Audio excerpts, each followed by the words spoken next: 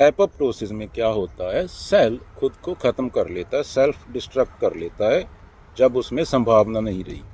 ऐसे tissue level पे, ऐसे इंसानी पद्धर पे, ऐसे पूरी प्रकृति में है। पत्ता गिरते देखा है कभी? पत्ता पीला हो जाता है तो गिर जाता है वो नीचे। तो जब प्रकृति को लगता है इस इंसान में संभावना नहीं रही तो वो ख़त्म कर देती है उसको, बुढ़ापे के बाद भी, और कोई टिश्यू, कोई चोट लग जाए, कहीं कुछ हो जाए, वहाँ पे भी। तो ये प्रकृति का प्रोसेस है, धीरे धीरे आदमी में सुधार कर रही है प्रकृति। ये तुझे समझ नहीं आएगा क्योंकि ये बहुत स्लो प्रोसेस है एवोल्यूशन का।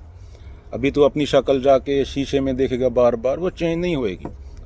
पर अगर अपनी 10 साल की जो फ़ोटो है, जब तो 10 साल का था, उसको अभी 40 साल की फ़ोटो से मिलाएगा तो तेरे को वो फ़र्क समझ आ जाएगा।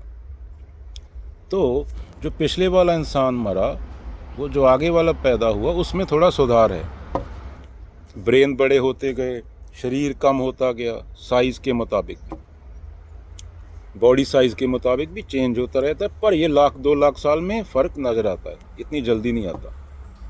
50,000 लाख साल, 2 लाख साल। तो जीवन का मंत्र क्या है, प्रकृति क्या चाहती है कि वो नीचे के मुताबिक, अद्वैत के मुताबिक, अद्वैत में उसको मुक्ति बोला गया है, नीचे ने उसको ऊपरमैन बोला है, सुपरमैन पैदा करना चाहती है। सुपरमैन इन अ सेंस के बुद्ध, जो प्रकृति से ऊपर उठ जाए, कोई 6 पैक वाला नहीं, जो अपनी देह को कुछ ना समझे, जो अपने आप को किसी बड़े कार्य में लगा दे, बड़े पर्पस में लगा दे। अभी भगत सिंह थे, उन्होंने आत्म आहुति दे दी। ये वो यंग थे अभी, उनकी संभावना थी, पर उनका पर्पस था आज़ादी, उनका भगवान था आज़ादी।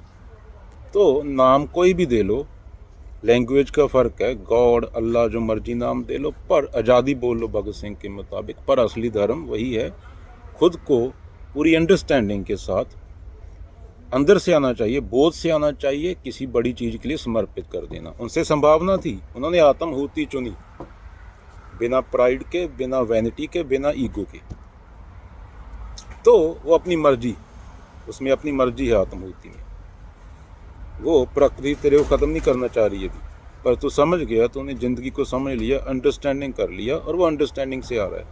मैं अभी कोई आतंकवादी की बात नहीं कर रहा गेंद, उसमें तो कामना आ गई, डिज़ायर आ गया कि मेरे को बाद में कुछ मिलेगा, मौत के बाद ज़िंदगी होती है, तो उसने खुद को मार दिया। तो ज़िंदगी का मंतव्य क्या है कि ये देह की परवाह करते बिना अपनी कंडीशनिंग से बाहर निकले, खुद में प्रतिदिन सुधार करना।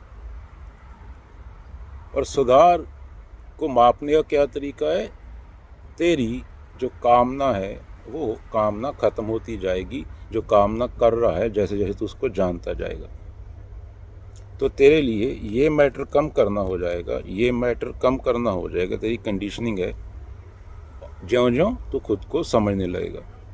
तो यही है, प्रकृति एक सतत प्रोसेस है। अगेन, पत्ता गिर जाता है, पीला हो जाता है, शरीर को ख़त्म कर देती है, उससे संभावना ख़त्म हो जाती है।